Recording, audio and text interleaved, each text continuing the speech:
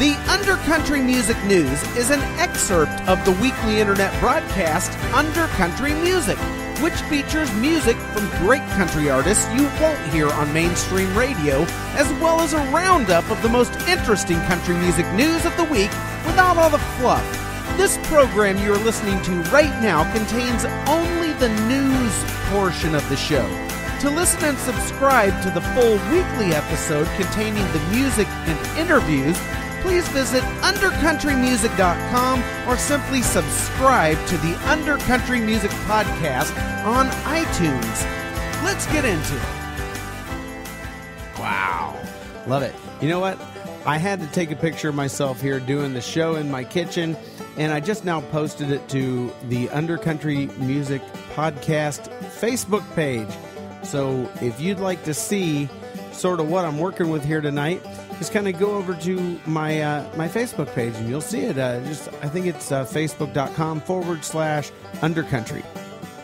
And you can give me a follow and a holler over there if you want. I always love hearing from you guys. And you know what? Speaking of Facebook, guys, stop it with the stupid-ass ice bucket BS already. You know, only about 30% of those donations are going to Al's research, right? Well, at least that's what I read from one thing that Snopes already shot down. It might be more than that, but whatever. But anyway, a lot of that money goes to pay people who coordinate the fundraising efforts and executive overhead and stuff like that. Now, you know, I got to tell you, I'm not entirely knocking it. It's been proven that more money actually does get raised this way.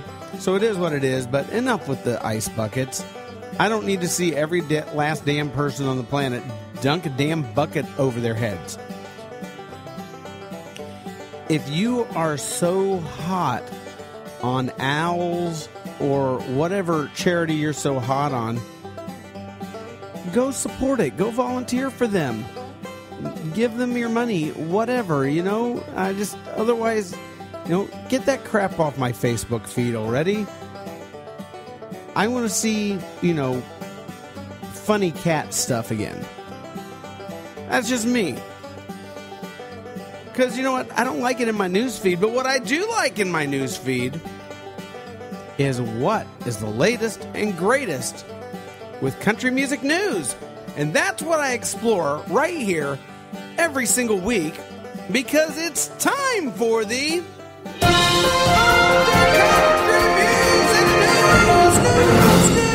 News! Yeah, baby. Come here, cowgirl. All right. The Undercountry Music News, for those of you who don't know. It's not just me here bringing you news stories as if I went out and got all the stories. Like I sit around with a little, you know, press hat on and getting all the back things in Nashville. No, quite honestly, I don't even go into Nashville that much. I sort of enjoy my little hideaway here in Murfreesboro. I like to kind of stay out of the hubbub. Instead, I do go into Nashville and I enjoy what it has to offer, but I do it here and there. I don't live, eat, sleep, and breathe it. But anyway, what I do here each week for the Undercountry Music News is I go and I sort of let you know what the top country music news outlets are reporting on that's actually interesting and not just some BS fluff press release. So in other words, what I do is I go onto Google, I type in the search term Undercountry Music News, and whatever websites come up on the front page of Google, I go onto them. And, you know, like, maybe there'll be like 3 or 4 Taylor Swift stories about some nonsense that she's doing. And that's in all of them. And, you know, what can I say? It draws them viewers and what. I can't knock them for doing that stuff. But what I do is I instead look for stuff that's actually news. Actually stuff that's, you know, not just a press release, but is actually something that stands out as actual news. And it isn't just a freaking promo piece. Although, you know, some interesting promo pieces make it in here. And I figure you're smart enough to know which ones those are. So I go from one site, I find one here, one there. a couple on this other site, whatever, and I compile them all together to bring you just the essential, boiled down, real country music news that, I guess you can use. All right? And that's what I do. And if I go onto a website and that, comes up in those search results and it doesn't have jack bupkis but fluff and garbage, I usually will reward a really poor performing website with the dreaded undercountry music news wet belch of the week, which I believe last week I gave to Nashville Gab.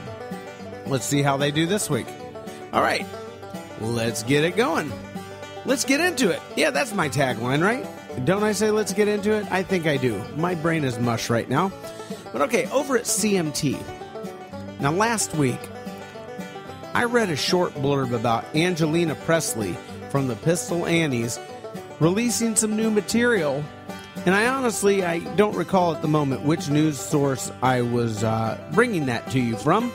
But the writer had insinuated that the Pistol Annies may no longer be a thing and didn't elaborate any further. Okay, come this week over at CMT. Writer Allison Bonaguro writes that in a recent interview with Fox News, Angeleena Presley states the Pistol Annies are, quote-unquote, taking a little break due to the members all individually having a lot going on, but that they foresee themselves someday performing again as the Pistol Grannies. All right, I think that means it's probably going to be a little while. Whatever. Hope to get those Pistol Annies back soon. Country Weekly. Ann Womack will be exchanging songs with John Legend on a new installment of CMT Crossroads, September 26th. And Alan Jackson's new exhibit at the Country Music Hall of Fame in Nashville is now open. Go check it out. All right, moving along to Taste of Country. Brad Paisley has spent the past couple of weeks slowly leaking every last song from his new album, Moonshine in the Trunk, in different and creative ways so that he could personally reveal his intent behind all the songs in fun and creative ways. I think that's pretty cool. As a thank you from his record label for leaking the songs before the label could release them, an executive over at Sony Music leaked Brad's personal email address. Thank you, buddy.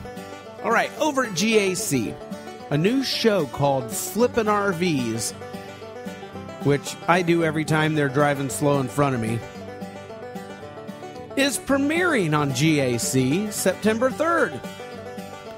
Now, this show's about two people named Justin and Anna.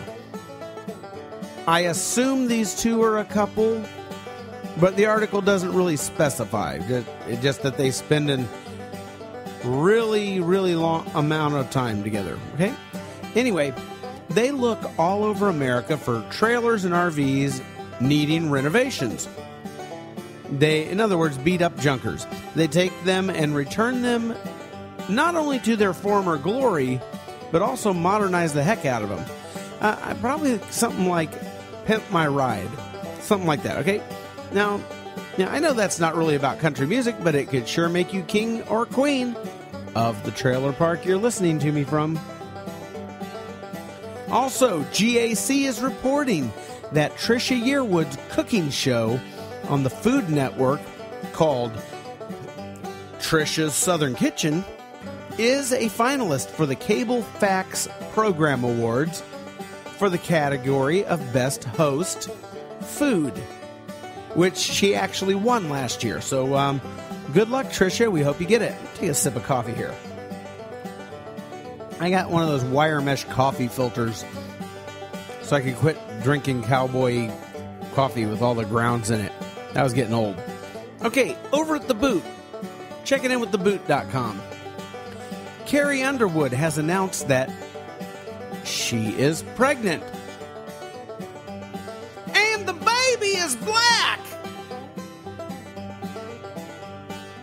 Okay, I made up the black part. But anyway, she and her husband, Mike Fisher, are expecting. Carrie did announce via Instagram. Now, Carrie is set to return as the host of the CMA Awards this November and is rumored to be this coming Super Bowl's halftime performer, which leads me to another interesting tidbit that has gotten some people a bit riled up over the past few weeks. People who are really big on musician and artist rights. And rightfully so. And that is that it has been revealed recently that the NFL is now making artists pay, and pay in the millions, to be the Super Bowl halftime performer. Now, this is not new territory for any musician who has struggled their way up in the business. It's called pay to play.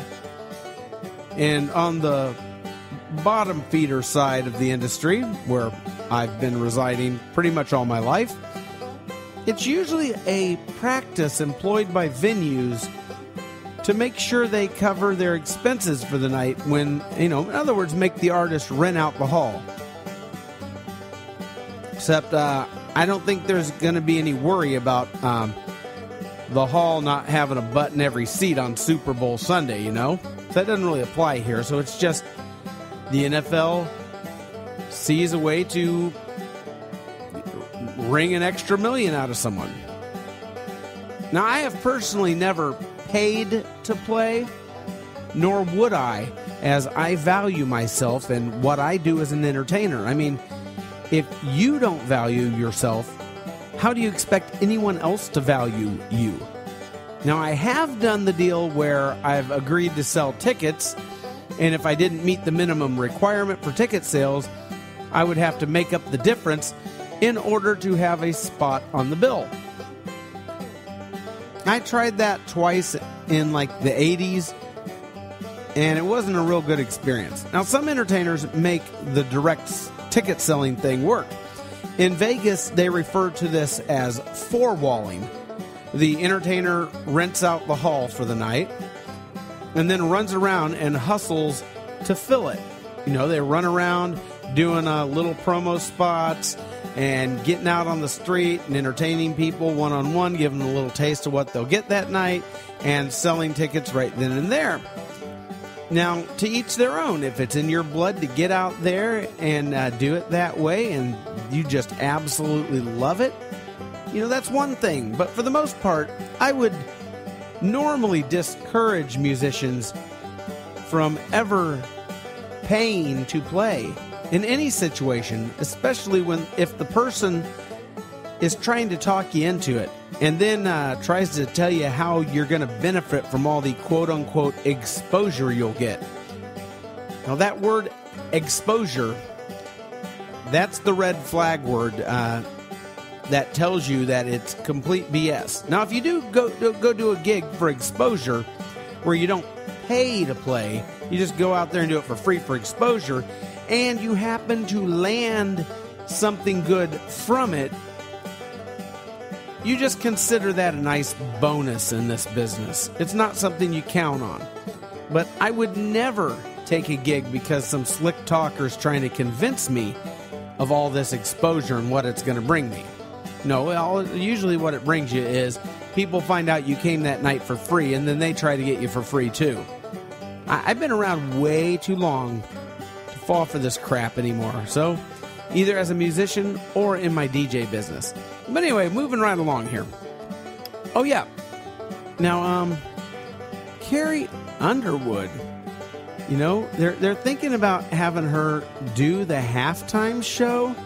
Now, think about this. I don't know how far along she's in her pregnancy. Maybe by the time that comes up, it'll be a few months in her past and she'll be in great shape. But otherwise, there's a lot of prep that goes into it because, basically, it is a collapsible extravaganza. They have to roll that whole deal out there, have it up and live in 15 minutes or so, Then they put on the world's biggest extravaganza on the 50-yard line and then tear it all down and roll it on out of there in the next 15 minutes. I mean, it's absolutely an insane. It's actually logistically completely insane. And they pull it off year after year after year. And I got to tell you, my hat is off to the people who do this. Now Carrie Underwood doing the halftime show here and paying to do it, but she's already a celebrity spokesmusician for the NFL. You know, she kind of took over Hank Williams Jr. thing after he said something that the hand-wringing lefty crowd didn't particularly like. Okay, so now, you know, she's everybody's darling. She never says anything that offends anybody, and, well, the NFL's kind of liking that.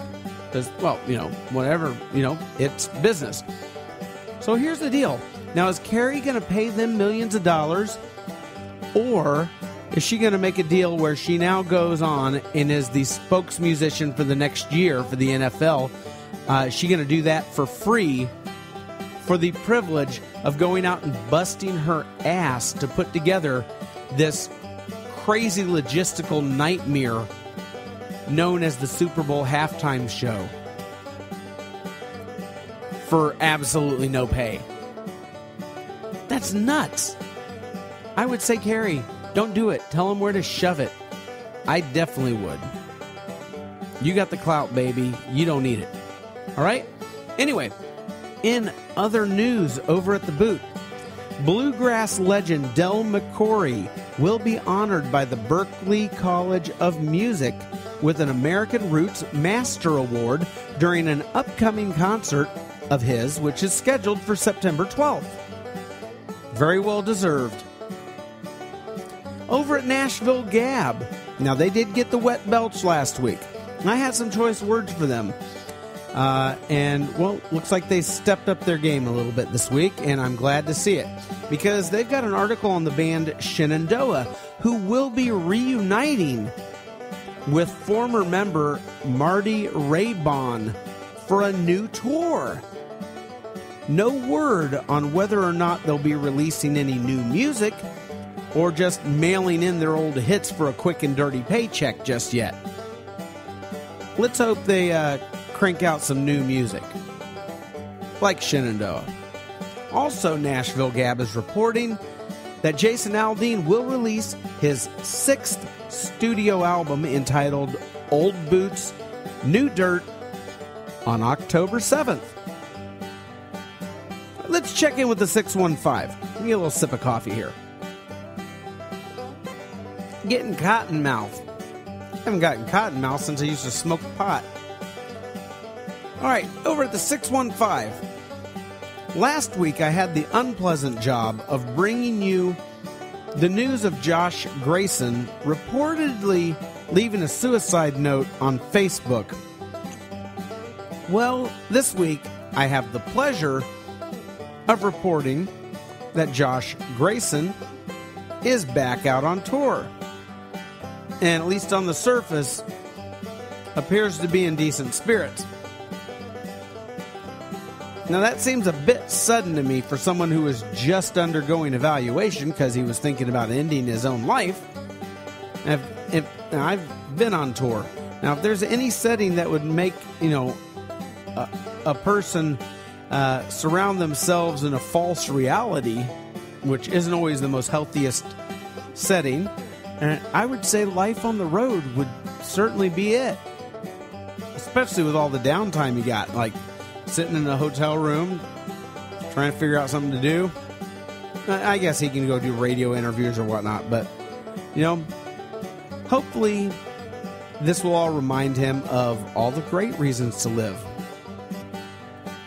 As he runs around and meets fans and makes money and signs boobs.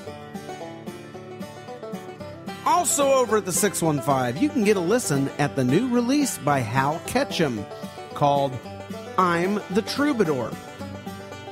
Now, Hal has spent the past 5 years battling MS. All right, that sound effect's actually supposed to be saved for the 1-2 song punch a little later, but whatever. Now, his battles with MS have included bouts of blindness and, being somewhat paralyzed and just other really terrible things associated with that disease. So with that in mind, it's great to see him getting back at it. And I had to listen to this song, and you can hear it over at the 615, and I gotta tell you, vocally, the guy sounded great. Sounded like, he'd never been in better health. Now, unfortunately, as far as the music goes, there was absolutely no imagination or creativity at all to the music backing him. There's like zero effort because he's just singing over a very generic 12-bar blues progression that's been beat to death for the last 70 years. And, that's sad, I give Hal's new song, I'm the Troubadour, a D-. I gotta tell you, I don't get it. I don't understand why anybody thinks it's a good idea to put their lyrics, thoughts, and feeling over a mailed-in bed of 12-bar blues. My God, is it that freaking hard just to write some music to go with what you're singing? That's not writing music. That's using the most generic canned BS you can think of and slapping it behind you and calling it a song. And I call musicians on that. I think it's BS. Write some damn music. All right, over at Country Standard Time, the CMA will be announcing its final nominees this coming Wednesday, September 3rd. And the nominees will be announced by Little Big Town and also Darius Rucker. Now, if I were a betting man, I would say that the nominees are going to most likely be pretty much all the same people as last year and the year before. That's usually the way that stuff goes. Have I mentioned that I hate award shows? That's right. I drink the blood of small children, too, in case you didn't know. Anyway, this has been your Undercountry Music